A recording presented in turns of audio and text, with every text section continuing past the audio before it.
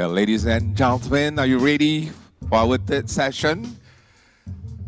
Very interesting topic to be shared, entitled Inspirasi Khadijah, Role of Women in the Halal Sector.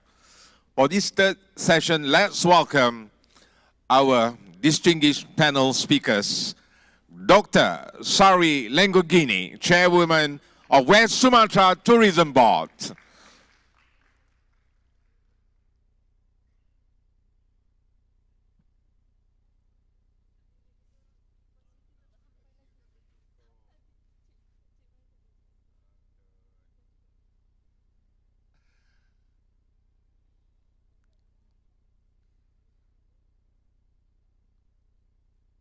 Okay, all right, you're still waiting for another one speaker that will be with us. So anyhow, a round of applause to Dr. Sari Lenggogeni, Chairwoman of West Sumatra Tourism Board. Selamat datang ke Pulau Pinang, Bayu Laut Pulau Mutiara, melambai-lambai dan menyambut ketibaan Anda di Pulau Pinang, Pulau Mutiara. And next, we have Yang Berbahagia Datin Shahdee Dato Ahmad, Director, Human Capital Secretariat, Northern Corridor Economic Region, NCER. And next, our panelists, Mrs. Siti Kamariah Ahmad Subki, Board Member, INCEIF, the Global University of Islamic Finance.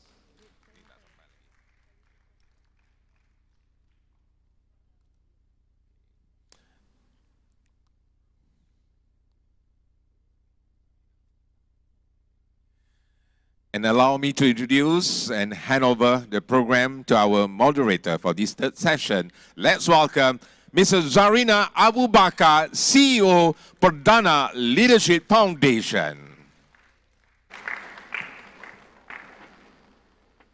Role of women in the halal sector. Over to you, Mrs. Zarina. Thank you. Thank you very much to our MC. And good afternoon, everyone. It's a privilege to be here today, and thank you to Penang Halal International for inviting us. So, Assalamualaikum to all, and Assalamualaikum and good afternoon to our brilliant panelists today. So, ladies and gentlemen, the topic that is given to us, Inspirasi Khadijah, the role of women in the halal sector, is both an aspirational and an inspirational topic. Siti Khadijah binti Khuwailid, radiallahu anha, the wife to Prophet Muhammad sallallahu alaihi wasallam, played a huge role in the early years of Islam. She was the first to embrace Islam, the first to know of the story of Jibril, and among the earliest to spend in the name of the religion. She also stood out as one of the few women who were active in business at a time when women were viewed so negatively that baby daughters were viewed as a liability than a blessing. Through her business acumen, she managed to lead the business and grow her family wealth. She has set beautiful examples for all to follow, women and men. In terms of values, she was well known for her ethics and integrity. In terms of mindset, we can infer that she did not allow her gender to set limitations on herself. And in terms of her business practices, her operations was by all accounts well managed and successful. We can regard Siti Khadijah as a trailblazer in terms of women economic empowerment, and it is also well known that the Prophet appreciated her support and respected her opinions. So today, to glean inspiration from Siti Khadijah's legacy and to enlighten us on women's participation in the halal sector, we are fortunate to have three very dynamic women, each of them forging paths for themselves and for other women and men to follow, and each with very interesting perspectives to share on their own sector of the halal economy. So please allow me to introduce them. Ladies and gentlemen, the concept of investment corridors were introduced in Malaysia since 2006 to bring development to less urban areas of the country. One of these corridors is the Northern Corridor Economic Region, and we are privileged to have with us today Datin Shahdee Ahmad, who is the Director of Human Capital and Secretariat, Office of the Chief Executive at the Northern Corridor Implementation Authority. So pleased to have you here, Datin Shahdee. She bears a huge responsibility in overseeing the strategic implementation of Rakyat-centric human capital programs. And since 2019, her programs have empowered and improved the socio-economic status of more than 100,000 women, youth, and other communities. That's a big achievement. She also manages programs to sustain more than 20,000 MSMEs or micro, small, medium enterprises in the NCER. With a background in a leading conglomerate, the UEM Group, and armed with her educational qualifications, which include 2 master's degrees, Datin Shahdee has also co-authored a book on the 7 principles of self-surrender in Hajj and Umrah. So please give her a round of applause. From across the Malacca Straits, we have a distinguished guest overseeing the region that includes Padang, Bukit Tinggi, and Agam. Dr. Sari Lenggogeni is Chair of the West Sumatra Tourism Board of Indonesia, and founder and director of the Universitas Andalas Tourism Development Center.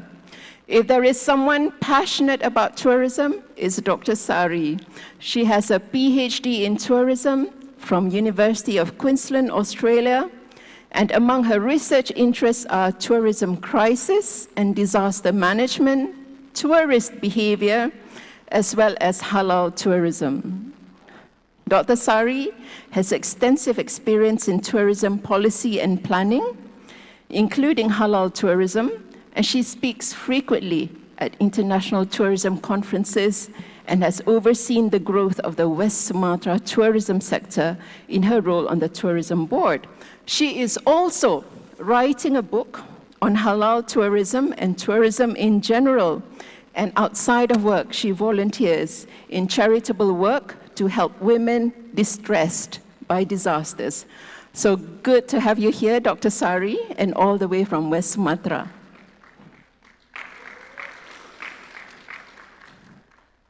Last, but certainly not least, we have Puan Siti Kamariah, Ahmad Subki. Puan Siti has had very early exposure to entrepreneurship because from a very young age, from the age of 9, I believe, Puan Siti helped her mother sell nasi lemak and curry puffs to make ends meet. She has a broad range of experience. Puan Siti is a chartered accountant by training and is a former advisor in economics, finance, and the private sector at UNDP in New York and at the UN World Humanitarian Summit in Turkey. Puan Siti Kamariah is involved in marine preservation, animal rescue, climate justice, and she supports local artisans, especially in rural areas. She is currently a board member of the esteemed INCEIF University, and she runs an art school and gallery in Shah Alam, which showcases her own works of art, as well as those of other artists.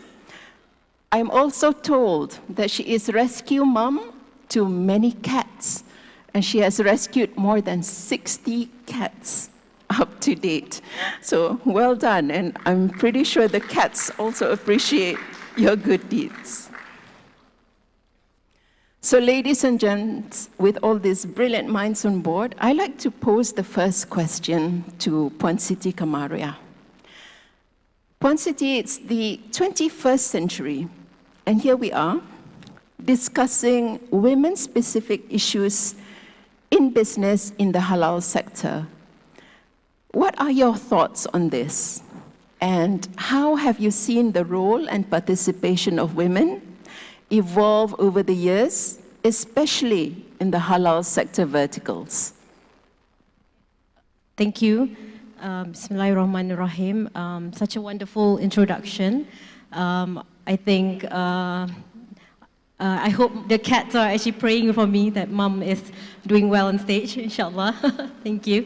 So I just want to set the context from when Khadijah was born. She was born in the year of 555 AD in Mecca. And 1,468 years have passed since the day she was born.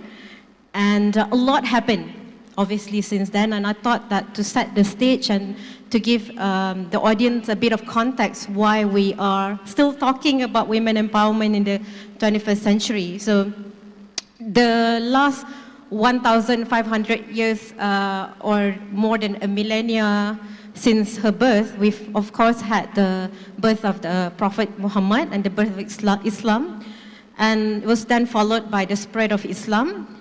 And many of us need to be reminded that we once had the golden age of Islam, which was from the 8th to the 14th century. And of course, it culminates in the Ottoman Empire from 1299 to 1922. But sadly, it was also during the time of the colonization, which happened from many countries from the 15th century, and where many parts of the Islamic world were colonized by European powers. And this impact of colonization is still felt in many ways, in the forms of borders, national languages, political systems in many countries. And from then on, we also had modernization and the birth of nation states.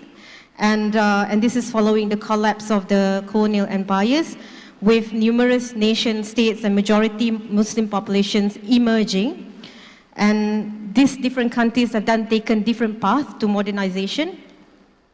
And just before the 21st century, we had the globalization and what we call the contemporary era. And here we are today, what we call 21st century. And a lot of the challenges that we are facing, given that Islam is a more than 1 millennia religion since the birth and the spread. So the challenges that we've been facing are actually probably at most in the last 100 years. So I always would like to give this civilizational context to an Islamic discussion to remind us that the problems that we are facing today is actually a small part of a wonderful, a very, what we call outstanding religion that has actually permeated throughout the universe. So just to put it in perspective. Then going back, why do we keep on going back to Khadijah as an inspiration? Is because she's the first woman that inspired Rasulullah SAW in many ways. And in many ways, as a man, as a leader, Khadijah actually inspired his decisions, how he behaved, and why, gave him the big why, as why the spirit of religion could happen in such a short period of time during his life.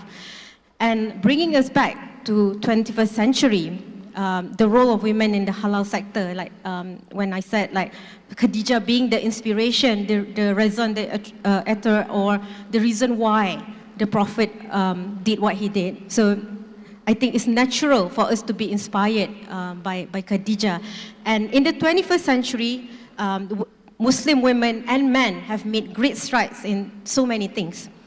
But again, with the fragmentation brought about by the colonization and the nation states, the challenges are also there. But these challenges are not new. It's just probably exacerbated by the challenges of COVID-19 pandemic and also what has happened in the last 100 years. So now, the 21st century is pivotal because we probably have, based on the civilizational study, we have ahead of us around 3 decades before we peak to another Islamic golden age or a moment of destruction, which is what a lot of futurists have brought about the world in 2050. So now women in the halal sector. So the halal sector is characterized by halal practices in many industries. We talk about fashion, tourism, and all sorts of things that probably you cannot imagine, like beyond finance, and because it's actually a way of life, it's the way how we operate, beyond the philosophy of our Islamic religion. And women play a pivotal role because women traditionally have been really, really outstanding in terms of trade, commerce, human relations, and beyond that, beyond the traditional sectors of fashion, of F&B, tourism, is also in economic and finance, and other sectors in scientific technology advancements and digitalization. And bringing from the inspiration, what we need to see happening more in the next decade and next 30 years are many things and manifold, and I think this is what we will hope to go through in the next 40 minutes, inshallah. And I will look forward to the sharing from my fellow panelists so that we can come up with an interesting solution and what women can do in the 21st century, inshallah. Thank you. Thank you very much to Puan Siti. I did say brilliant minds, right? So that was a wonderful philosophical as well as historical context to the question and to the issue of women's role in the halal sector. I'd like now to pose the question to Datin Shahdee. Given your experience as well as your role in the Northern Corridor economic region, have you seen the role of women evolve and whether there has been an increase in the participation of women, particularly in the halal sector, in the NCER? Datin. Thank you, Zarina. Thank you for the glowing introduction as well. Bismillahirrahmanirrahim. Assalamualaikum and good afternoon. Maybe I can start with just a quick introduction about NCIA. Our role is to basically address the socio-economic gap, particularly in the states in the north of Malaysia, Perlis, Kedah, Penang and Perak. And how do we do that? We bring in investments. We set up strategic and infrastructure projects, particularly in less developed areas. And where I come in, my division will look at bringing in talent and bringing in the ecosystem through entrepreneurs, also job placements to the local industry. We don't want anyone to be left behind with the development that's coming through. And how do we do it? We have a whole range of human capital programs, ranging from programs that address future poor, where we target not just women, but also the boys. In the SPM, this is the secondary 5, we ensure that those who are weak in academic, they make sure that they pass their exams and that they get placements in universities. This is important. We feel that education is very, very important to ensure that, you know, they have a better future, they have a better socio-economic outlook. Beyond talking about the halal sector, they need to first be progressive, they need to be successful, yeah, in their families. On the other hand, we also have programs for the B40s, for the underprivileged poor, where we provide them entrepreneurial skills. We select courses that are very, that match the profile of the locality. So for example, if the locality promotes tourism, we create courses that support, for example, photography, spa and reflexology, tour guides, you know, so that when they complete the course, they are able to create their own enterprise and even have a sustainable business. And sustainability is always very important. And those are the budding enterprises. We also have those emerging companies where they are already, you know, successful in their own business, but they maybe lack branding, packaging. They are in the F&B business, but they're not yet halal certified. So how do we take them up to the next level for that they can compete on a level playing scale, not just amongst the women, among the men, amongst, you know, the multinationals, and some of them whom you see on the ground floor in the exhibition area. We have 10 of them whom we have selected who just graduated from our program, who are now being trained and groomed to the next level. So we hope that next year, hopefully when we go to Vietnam, when we go to China, when we go to West Sumatra, yeah, Ibu, we could bring these people along. So that's all about lifting them, empowering them to the next level. So answering the question, yes, we have seen an increase in women participation. They are, after all, our target group. I can say about 60% are women. I think the reason is because women have a natural instinct to provide for their families, right? If you give subsidies or grants to women, they would ensure that the business will grow, that it benefits the families. But once you have that fire in the belly, once you have that conviction, you have that resilience, they are able to grow. And especially when they see their business growing, there's no stopping them. We see a lot of successful women entrepreneurs. I can name a few. We have one whom we are very proud of, Medic Pet, Puan Sofia. We assisted her through funding and some branding and positioning. She's now promoting halal shampoo for cats. So maybe Puan Siti, you could use them for her cats. So who would have thought, that products such as pet food and shampoo can actually penetrate not just the ASEAN market, but you can see her exhibiting in London, in Europe. Yeah? So yes, and I think there's no stopping women. I am also inspired by what Puan Siti mentioned. I think reflecting on the strengths and virtues of Sayyidatina Khadijah radiallahu anhu, I think there's a lot of virtues that we can emulate, learn from her. She was, a businesswoman in struggling times, but now with all the government assistance, with all the platforms such as PIHEC that provides the opportunity for women, and I think it's just a matter of whether, you want to take it or not. Yeah, thank you.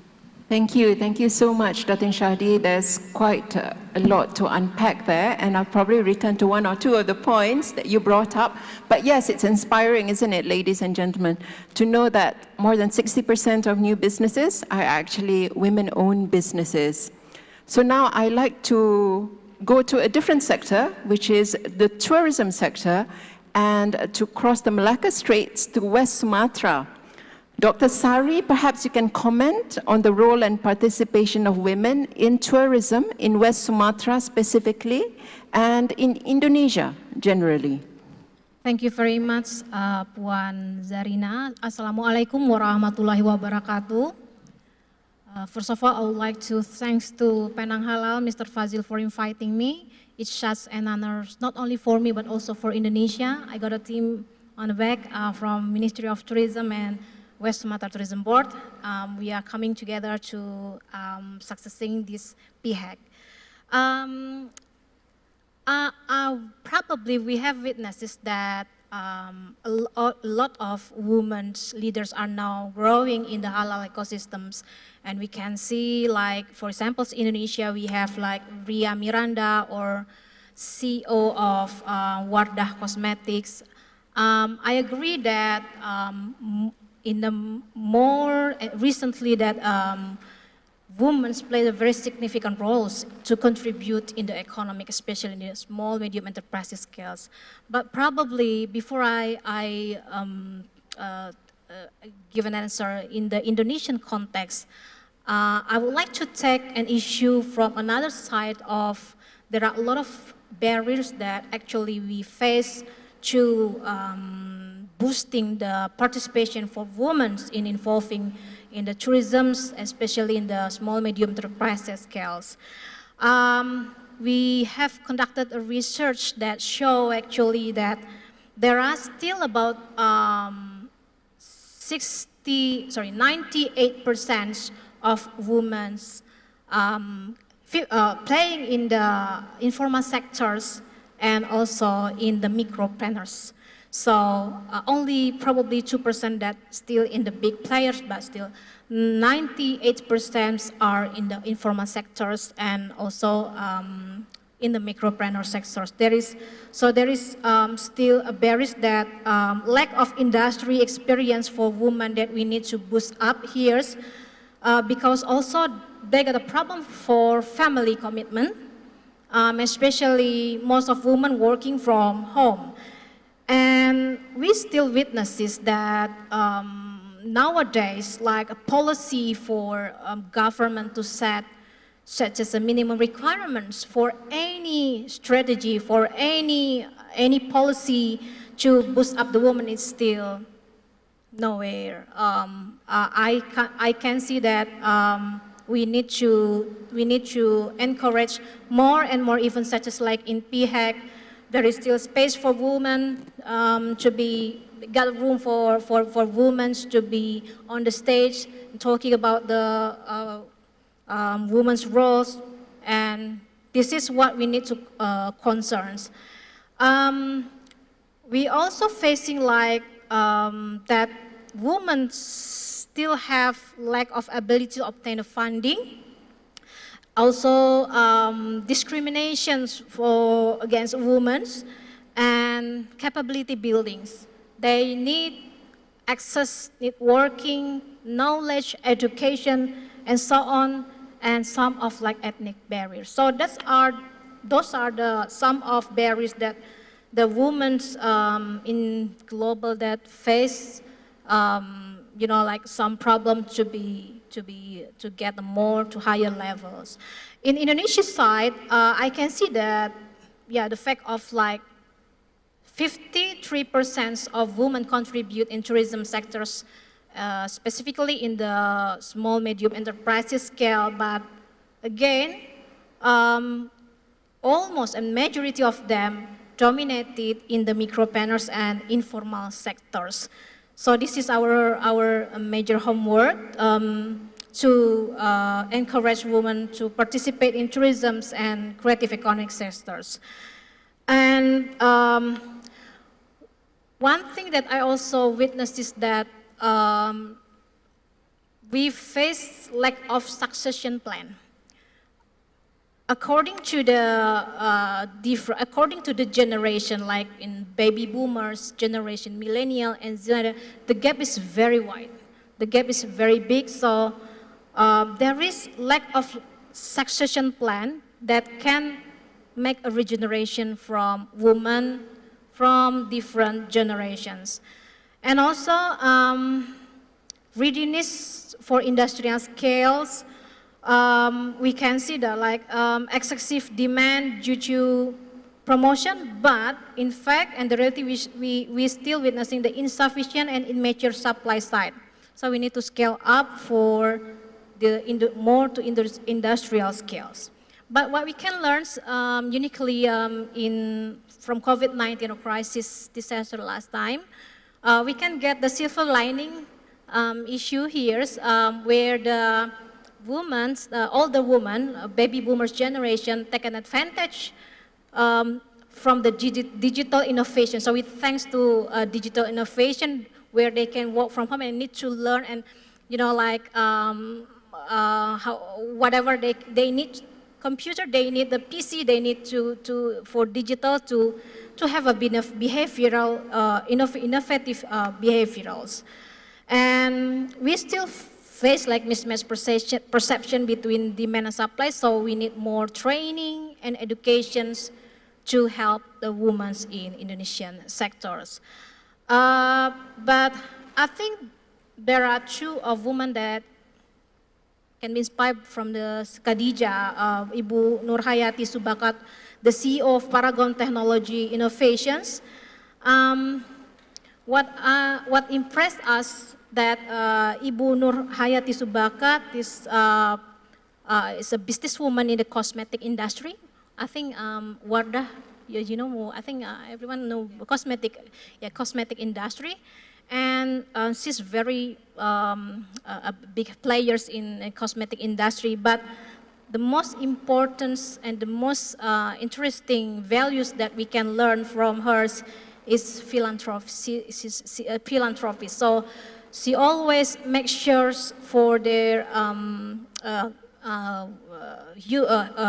peoples in their company that we need to make a huge impact in terms of society, in terms of making money. So because people is very important, and money can follow by that.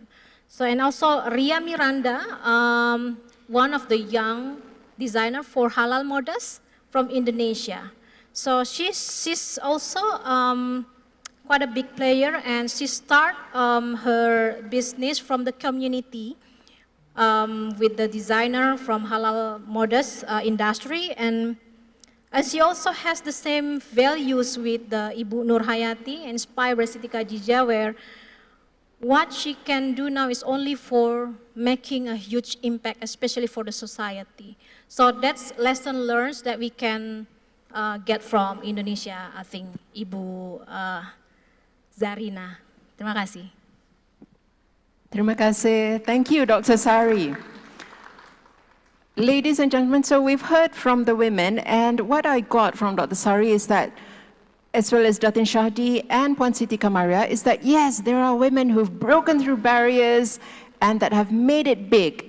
What I've also got from Datin Shahdee as well as Dr. Sari is that majority of women in business are still in the micro businesses. So this is a question that I like to ask to the panelists. I think Datin Shahdee mentioned that a lot of women enter business out of necessity, to make ends meet, to put food on the table. Now, do you think, panelists, that this is why women in business do not prepare to scale up or expand their business because their objective is to make ends meet and not to become the next Elon Musk or the next Jeff Bezos? If you find this to be the case, what do you think are the factors that can empower and enable and encourage more women in business to expand their markets as well as to scale up? So would any of you like to answer this question? Perhaps Puan Siti, would you like to go first, and then we'll go to Datin and then Dr. Sari. Silakan. Thank you. I would like to reflect the moment where my mother started her business when I was 9 years old. I think she's always been quite an entrepreneur. The year was 1989, and it was an economic crisis, and my father received a VSS. So it was really out of economic necessity that we started the business. And that went on, I think, until up to last few years where she finally closed her business. And it has been something that I asked myself, and I asked her why didn't she ever scale it up. She did scale it up, but not to the point where, for example, where it becomes a global multi-million-dollar business. So the question is why. So that has been a point of reflection for me as a person. I would attribute that to the recent quote that I learned from Hamka, where it says like this: it's like iman di tangan bayi, ibarat iman tanpa ilmu ibarat lentera di tangan bayi, dan ilmu tanpa iman ibarat lentera di tangan pencuri. So this quote has really, I think, given me an answer to something that I've been reflecting upon since childhood, whereby a lot of us, when faced with challenges, we go back to our spiritual values, which is our iman. Hence the upbringing whereby when faced with challenges, tahajud and sebagainya, it's good. It's good to go back to our spiritual values, but with just iman, it's like lentera, which is light in the hands of a baby. Means that the business will never grow beyond what a baby would learn, probably walk, run, and so on and so forth. Which means that the missing equation in my mother's hand at that time and until her retirement is ilmu. And that's not short of ilmu. And there's so many gedung ilmus in Malaysia and in this region and the world, correct?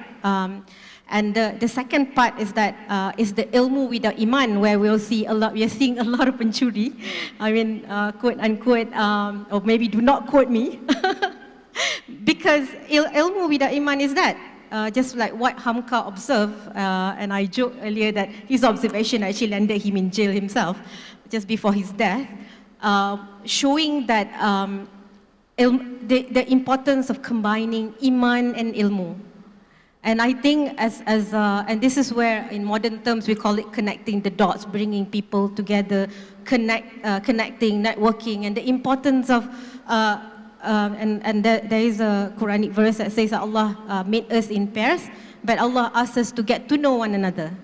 So that is the answer, so that we actually learn from one another, and which is why later the solution for women empowerment involves networking, capacity building, leadership training, whatever you call it. But the basis, the philosophy behind it, the big why is combining iman and ilmu, so that the infant business can then grow to be the adult and optimize its value and move from there. So the motivation, people ask, why is it that the motivation for so many women to start business is out of necessity? I think that is also the zeitgeist of that time, and even now, maybe the motivation could change given that women get a lot more exposure.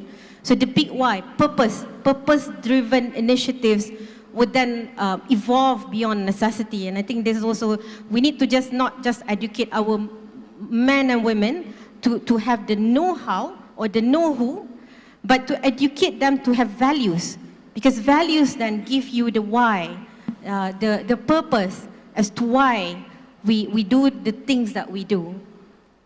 Okay. Thank you, Puan Siti. I appreciate the macro view that you've taken, and also the question of why, which is important. Now I'd like to ask Datin Shahdee. Datin Shahdee, do you find that to be the same in your experience, that lack of know-how is the limiting factor for a lot of women in business? Yeah. I think I'm speaking in the context of Northern, especially, of course. We do not lack of successful women entrepreneurs. We do have women-led companies. To name a few, I mentioned MedicPet just now. We have Haliza Industries. We have, from Penang. We have a few from Kedah in the Halal Ayam sector. Yeah? One is Ayam Bismin and Ayam Hijrah. Oops. Sorry, was that me? But, and also to share with you, I always believe that they can be successful. It's just that they do not have the peluang or the ruang. They do not have the opportunity or the marketplace or the space. And we do find that out of the 15,000 women that have come through our program, 1 in 5 are able to pivot or go beyond that threshold, break that glass ceiling, if you like. They are in the T20 category, yeah? If we classify them according to their revenue. So if they can do it, I think the rest can as well. And perhaps it is because of lack of confidence, lack of opportunity. So how we design our programs is that we create communities. They need that network. And I think women, being women, I mentioned about fire in the belly, right? They have that resilience. But I think because of lack of exposure. But once they have that knowledge, as Puan Siti mentioned, the ilmu, they are able to grow. And we have seen that in the short time, they have created new product lines, they have expanded market. Ibu mentioned about digitalization, taking them further. During COVID, we had one lady who took the opportunity of putting together all the makcik-makciks who were selling biscuits and kerepek from the kampongs, and she repackaged and sold that because we were all stuck at home, nothing to do but munching, right? So after COVID, this lady who did that was able to open her own bakery. So I think it's just a lack of the peluang and ruang, and I believe in that, and I think that's the basis of the programs that we have. So inshallah, if you ask me that question, hopefully 3 years down the road, we will have a few millionaires coming out from our program. We look forward to that, Datin Shahdee. And by the way, post-COVID, I haven't stopped munching. So yes, good business to enter into. So now I'd like to ask Dr. Sari. Dr. Sari, is that the same in West Sumatra that it's lack of know-how or lack of ruang and opportunities that limit women from scaling up in the halal sector? Yeah, okay. Actually, I prepare my slide for talking about this, but it's okay if we can't display that. But I just want to tell the story about Minangkabau, my province of origins, where actually Minangkabau, West Sumatra. West Sumatra is the only one or the largest matrilineal society in the world, where women play a very significant roles in society, in inherited ancestrals, in family, and managing their land, values, and so on. So what we can learn from this system, usually women have a very strong positions in terms of bargaining positions, and also because they have the powers of land, houses, and managing the family. And we call that Bundo Kandung. Bundo is mean like mothers. Bundo Kandung is very open-minded. So just like Khadijah, Bundo Kandung give an opportunity to not only for women but also men to accept and to run their business. And business usually start from inner, but usually Bundo Kandung is they have a higher in willingness to collaborate for both genders. And usually also Bundo Kandung have they have roles as a cultural protector and advisors to overcome cultural barriers, because cultural barriers is one of the aspects that encounters by young womenpreneurs. And so they make an attempt to closing the generation gap. So like knowledge sharing from older generation to young generations. And yeah, benefit from social capital during and after crisis, as they are willing to establish business network and equality in opportunity. So women will make more business in West Sumatra. In West Sumatra Tourism Board, also we make a program called like Global Women Empowerment Plan. And we know that the most important things and barriers, handicap that we face for 98% is about the access, networking, knowledge, and so on. So we have tried to make a hub and also like women community hub to overcome this kind of like barrier of access. And last year's, back in 2022, we got a grant from Australia. And this is unique because the grant set a minimum quota for women to be participated in this whole of the requirements. So, so we try to bridge between the expertise from the Australia and also to the micropreneurs and small medium enterprises, and especially for women. So we also not only just a capability building, but what is the real strategy for capability building is mentorship.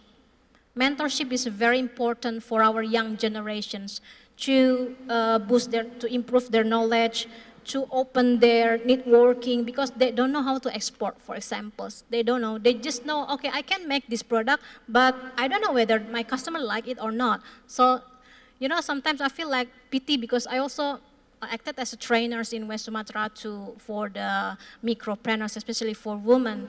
You know, like one day they make a very beautiful mukena, what we call it, mukena, hijab mukena for praying.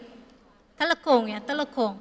But it's very beautiful, and they offer it for about 1 million in Indonesia. I think about 300 something ringgit, yeah. But it was very heavy. It's not portable. And we know that demand's now looking for the portable traveling one. So it is very pity that we need to we need to provide the bridge from the micropreneurs, the majority to the minority.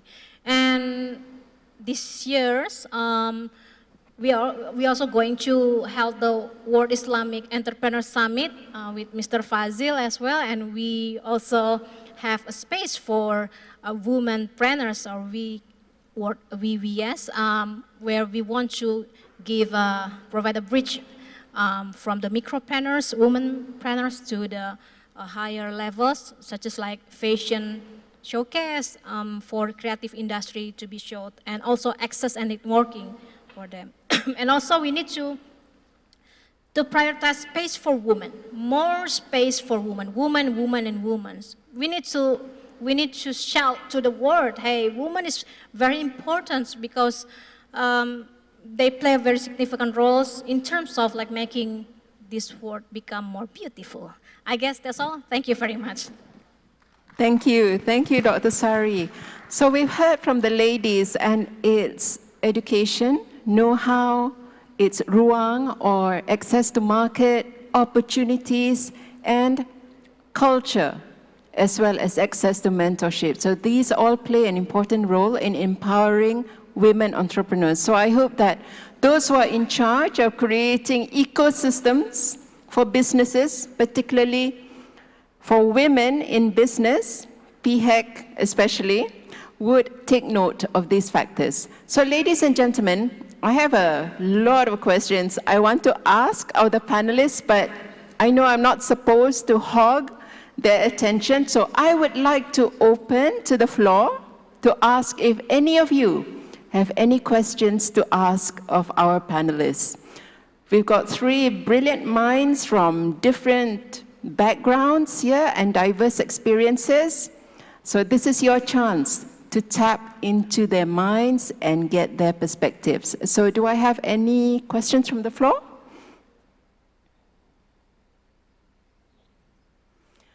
Okay, then I'm going to continue with my question. And I like to ask, do we have a question? Okay, yes, we do. We have a question from the lady there. If you can introduce yourself, Puan, before you ask your question. Thank you. Good afternoon, ladies and gentlemen. Thank you very much for a wonderful moment that we have today. For all ladies, wonderful ladies here, very thoughtful.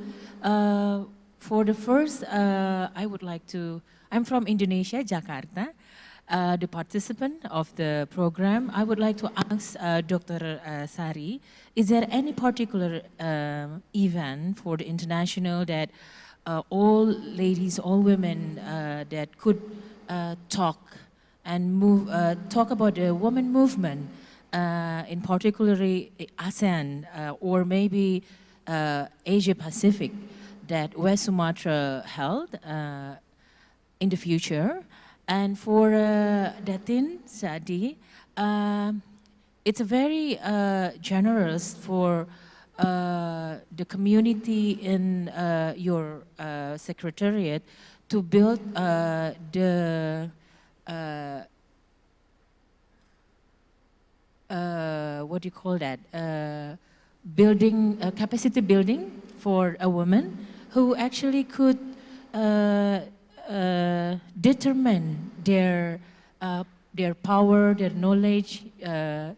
So would you mind to tell us about the collaboration among ASEAN countries at the moment? Do you have any kind of that program? And for Puan Siti Kamariah Ahmad Subki, it's so Indonesian name. It's beautiful name. How actually the program for the Islamic entrepreneur or Islamic finance really connected with women activities, in particular for Puan Zarina said to us about micro activities, and also what Dr. Sari said about mentorship. Do you have any kind of global activities that probably between or among countries could join? Thank you, Puan Zarina. I think that's all for me. Thank you very much, Puan. So we have our question we have 3 questions actually, from our guest in the audience. So perhaps Dr. Sari can go first, and then we'll have Datin Shahdee, and then Puan Siti Kamariah in that order. Thank you. Thank you very much, Puan Zarina. Thank you, Ibu Vera. Yes, we will have the biggest World Islamic Entrepreneur Summit that just highlighted by the Ministry of Tourism in the opening session this morning in Padang, West Sumatra, where not only consists of G2G level summit. We plan to invite our Perdana Menteri, Malaysia, and also some of the leaders in economics. And we also provide even for women, especially for discussion, talk show, and also more practically is to have a showcase for the halal modest fashion that managed by the Ministry of Tourism and Creative Economics in collaboration with the Government of West Sumatra and West Sumatra Tourism Board. So I would like to invite Datin Shahdee and Puan Siti Kamariah and everybody in this room to West Sumatra in 6 to 9 September 2023 to West Sumatra to discuss about women, and we need to show that women has a very important roles to, to boost up the economics, especially in the entrepreneurs. I think that's all. Thank you. World Islamic Entrepreneur Summit, 6 to 9 September 2023. Where will that be? In Padang. Padang and West Sumatra. It only takes about 1 hour from Kuala Lumpur, just by flight, AirAsia. From Penang, I think from Penang, maybe Penang to Kuala Lumpur first, and then Kuala Lumpur to Padang, less than 1 hour. So it's quite far to Jakarta than to Padang, I think. Yeah. Thank you, Dr. Sari. And then we can all partake of the original nasi Padang in Padang. Yes. So Datin Shahdee, perhaps you'd like to address the question? Thank you, Ibu, for that question. Yes, part of the bimbingan or handholding that we provide to our SMEs is a platform. So we want to encourage them to one level up, especially to get big exposure to the international market. And this year, for example, we are bringing some of our entrepreneurs. One is the PIHEC here. We are going to Singapore for the Malaysia Fest next month. And we're also bringing some of our entrepreneurs from Northern here to the Expo in China, in Nanning, in September. And I thank you, Ibu Sari, for invitation. I think, inshallah, we will be in Padang as well. So, yes, definitely, the collaboration with ASEAN is limited to currently just Expos, but I would like to encourage if anyone from the audience, if we can have exchange or benchmarking. I think it's good to learn from each other, particularly, the emerging markets. We have similar profile of our SMEs, and I think there's a lot that can be shared. So I look forward to anyone who can open that platform, and then we will participate. Thank you. Thank you, Datin. And I believe the third question was directed to you, Puan Siti, and it's about international Islamic social finance. Yes, and on an international level as well. Thank you for the question. So by nature, Islamic social finance, Islamic finance, which are based on Islamic principles, are geared towards achieving social justice. So it is embedded in our religion, a mechanism that is designed to promote and encourage entrepreneurship and also economic growth and to create social cohesion and equity. And This include some of the principles of profit and loss sharing, prohibition of interest or riba, and ethical standards that encourage trade wealth creation while also promoting social welfare. So there are a few instruments, quite a number that we are already familiar of, such as zakat, waqaf, and there's also microfinance initiatives, as well as sadaqah and cooperatives. But one form of Islamic social finance that is very important, that's probably not used as much in the region or in the country, is Qardul Hasan. And these are benevolent loans that are extended without interest or any other charges. And such loans can be provided to women entrepreneurs, but not just limited to women entrepreneurs. This is something that can be expanded to other initiatives. And quite a number of these initiatives are happening. I think there's one in the US whereby they do payday loans. So you can borrow something as minimum of $50 and then pay back with whatever amount plus that you want to return. And this actually one of initiatives that is giving returns well above the domestic banks, because people tend to be very, very grateful when they are loaned before their payday, and they give, like, for example, $50 plus $10, and that's definitely more than what the banks are making currently. So Qardul Hasan is an opportunity area in terms of Islamic finance that could help to spur entrepreneurship and solve quite a number of our millennial problems. In addition to that, I also want to share some very good examples that are already happening in the region. For example, in Indonesia, our neighbor, there's an example of entrepreneurship activity that is supported by Islamic social finance, and it's called Baitul Mal Wat Tamwil. And it's a microfinance institution that uses Islamic social finance to fund and help not only women entrepreneurs, but quite a significant number of small businesses in Indonesia. In Malaysia, alhamdulillah, quite a number of our banks actually have initiatives that are specifically to support women entrepreneurs, and these are loans that use mudarabah principles, and quite a number of these packages. I think there's one by Bank Rakyat, and not to promote Bank Rakyat specifically, I think there's also a few other initiatives under Tekun that are specific amounts that are allocated to support women entrepreneurs. And of course, in Bangladesh, we have Grameen Bank, and it's not branded specifically as Islamic social finance, but the principles are following very closely the Qardul Hasan principle that I mentioned. Quite a number more initiatives that are happening across the globe, especially with regards to waqaf, sadaqah limit-based initiatives. There's platforms called Kiva. There's also a platform called Chiron University in Germany that is funded by Islamic Social Finance, Zakat, Waqaf, and also funded by the German government to provide free education for refugees. So that's called Chiron, and Chiron is actually the Greek mythology that refers to the healers.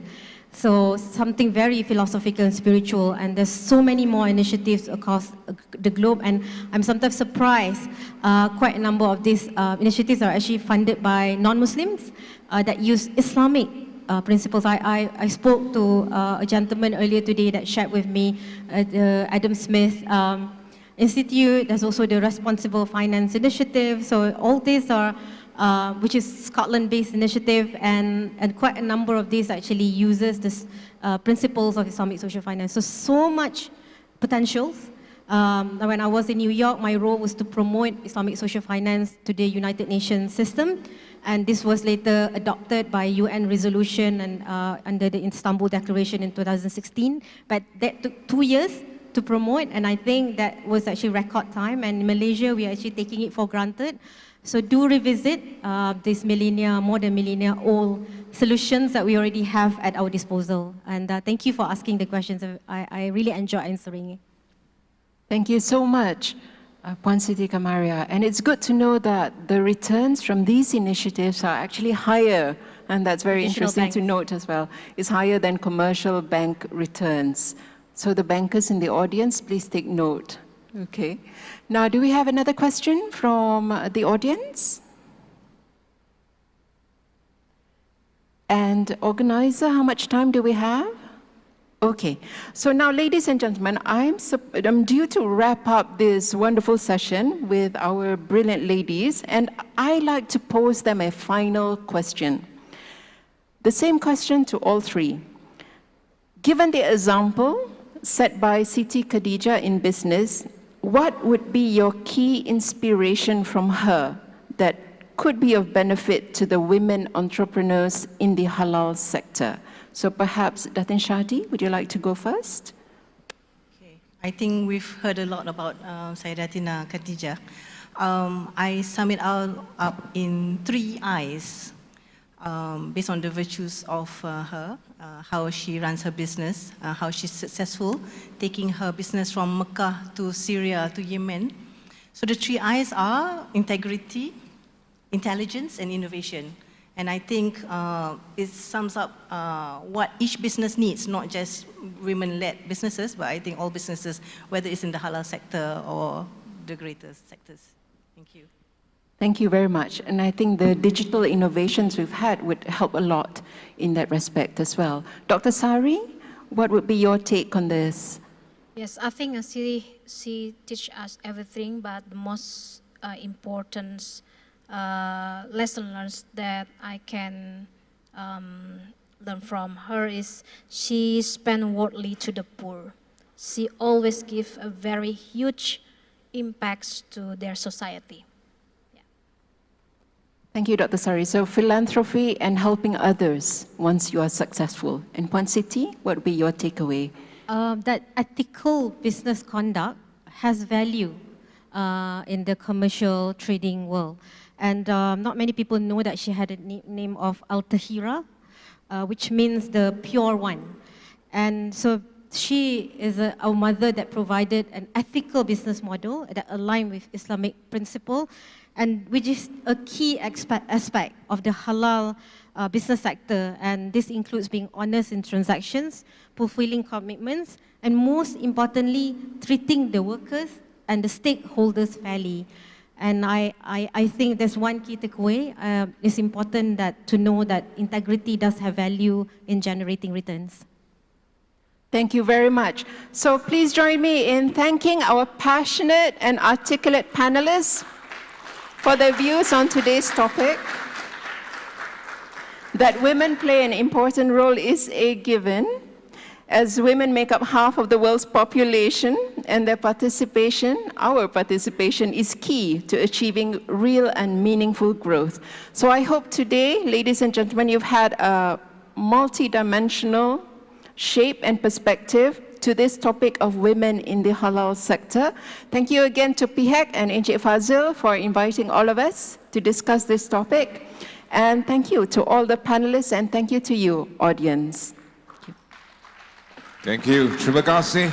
Thank you to our respectful panel speakers for their brilliant and inspiring views. And thank you to our moderators, Puan Zarina.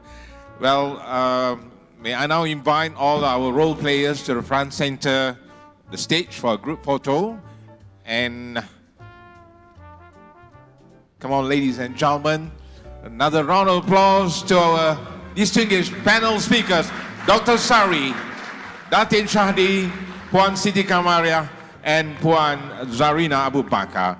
And as a token of appreciation from Penang Halal International, we'd like to invite Mr. Fadil, CEO of Penang Halal International, to present an appreciation plaque to our distinguished panelists and moderator.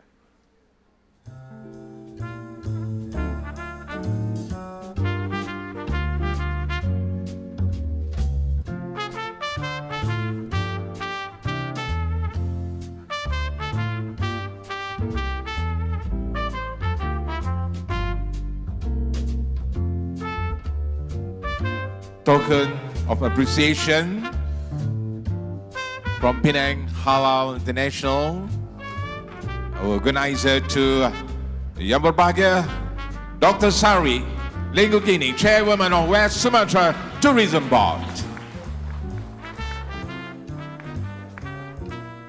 And next to Director Human Capital NCER, Yang Berbahagia Datin Shahdee, Dato Ahmad.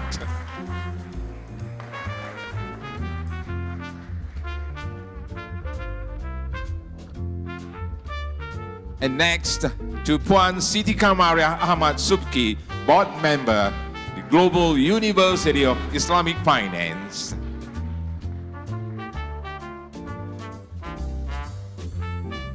And lastly, to our brilliant moderator, Puan Zarina Abu Bakar, CEO, Perdana Leadership Foundation.